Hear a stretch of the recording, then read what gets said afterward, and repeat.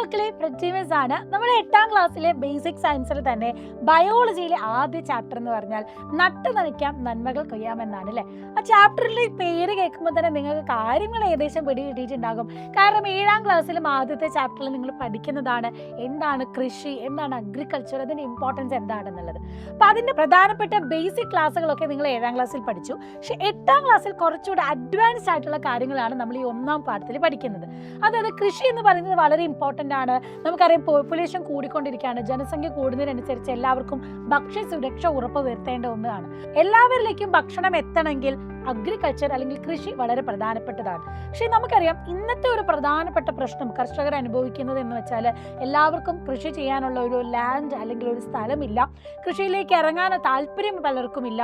അതുപോലെ തന്നെ നല്ല ഗുണമേന്മയുള്ള വിത്തുകൾ കിട്ടുന്നില്ല. ഇത്തരത്തിലുള്ള പല പല പ്രശ്നങ്ങളാണ് സാധാരണയായിട്ട് കൃഷിക്കാർ അനുഭവിക്കുന്നത്. എന്നാൽ ഇതിനൊക്കെ ഒരു അഡ്വാൻസ്മെന്റ് വന്നുകൊണ്ടാണ് പലരും നല്ല ടെക്നോളജിക്കലി സയന്റിഫിക്കലി അഗ്രികൾച്ചറിനെ ഡെവലപ്പ് ചെയ്ത് കൊണ്ടുവന്നു. അതായത് കൃഷി രീതിയിൽ എങ്ങനെ നമുക്ക് സയൻസിനെ ഇൻക്ലൂഡ് ചെയ്യാം, അതാണ് ഈ പാഠഭാഗത്ത് നമ്മൾ പഠിക്കാൻ പോകുന്നത്.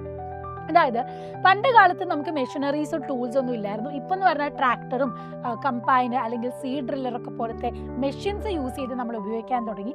അതുകൂടാതെ ഓർഗാനിക് ഫാമിംഗ് നിങ്ങൾ കേട്ടിട്ടുണ്ടാകും. ഓർഗാനിക് ഫാമിംഗ് വഴിയുള്ള പച്ചക്കറികളൊക്കെ ഇപ്പം നമ്മൾ വാങ്ങുന്നത് നിങ്ങൾക്കറിയാം. പ്രോപ്പറായിട്ട് നമ്മുടെ പ്രകൃതിക്കൊന്നും ഒരു തരത്തിലുള്ള ദോഷം വരാത്ത രീതിയിൽ തന്നെ നമുക്ക് എന്ത് ചെയ്യാം, കീടങ്ങളെ നിയന്ത്രിക്കാം. അവർക്ക് വേണ്ട ഫെർട്ടിലൈസേഴ്സ് അല്ലെങ്കിൽ മൈക്രോബിയൽ ഫെർട്ടിലൈസേഴ്സ് ഒക്കെ നമുക്ക് ഉപയോഗിച്ച് മണ്ണിനെയും നമ്മുടെ ചെടികളെയും ഒക്കെ സംരക്ഷിച്ചുകൊണ്ട് നമുക്ക് മുന്നോട്ട് കൊണ്ടുപോകാം. ഇതുപോലെ തന്നെ ലാൻഡ് കുറവാണെന്ന് നമ്മൾ പറയുന്നുണ്ട്. അപ്പം ചെറിയ ലാൻഡിൽ തന്നെ ഇപ്പം നിങ്ങൾക്കറിയാം, നമ്മുടെ ചില വീടുകളിലൊക്കെ നിങ്ങൾ ചെല്ലുമ്പോൾ കാണാറുണ്ടാവും ടെറസിലൊക്കെ കൃഷി ചെയ്യുന്നവർ, അല്ലെങ്കിൽ നമ്മുടെ മട്ടുപ്പാവിൽ നമ്മുടെ കോട്ടിയാടിലൊക്കെ കൃഷി ചെയ്യുന്നവർ അല്ലേ.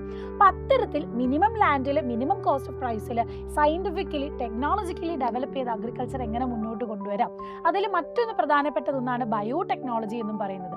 അത്തരത്തിൽ ഏറ്റവും നല്ല രീതിയിൽ ഗുണമേന്മയുള്ള കൃഷി നമുക്ക് ഇറക്കാനും പറ്റും. ഇതൊക്കെ എങ്ങനെയാണ്, എന്തൊക്കെ ടെക്നോളജീസ് നമുക്ക് യൂസ് ചെയ്യാം, എന്തൊക്കെ നുറുക്ക് വിദ്യകൾ കൃഷിയിലേക്ക് ഇറക്കാൻ പറ്റും എന്നുള്ളതൊക്കെയാണ് ഇവിടെ പഠിക്കുന്നത്.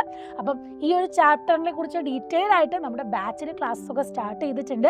ഒട്ടും സമയം കളയാതെ തന്നെ നമ്മുടെ യോദ്ധ ബാച്ച് 2.0 എത്രയും പെട്ടെന്ന് ജോയിൻ ചെയ്യുക. അപ്പം ഈ കൃഷിയുടെ പ്രാധാന്യം എന്നുള്ളത് നിങ്ങൾ മനസ്സിലാക്കിക്കൊണ്ട് വരണം.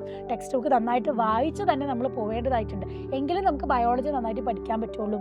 അതുപോലെ തന്നെ ഓരോ ടേബിളുകളുണ്ട്, അതൊക്കെ നന്നായിട്ട് ചിത്രങ്ങൾ ശ്രദ്ധിച്ച് തന്നെ പഠിച്ച് മുന്നോട്ട് പോകണം. അപ്പം നിങ്ങളുടെ കൂടെ കട്ടയ്ക്ക് ഞാനും ഫാസിൽ സാറൊക്കെ ഉണ്ടാകും. നമുക്ക് ഒരുമിച്ച് നന്നായിട്ട് പഠിച്ച് മുന്നോട്ട് പോകാം. So wish you all the very best.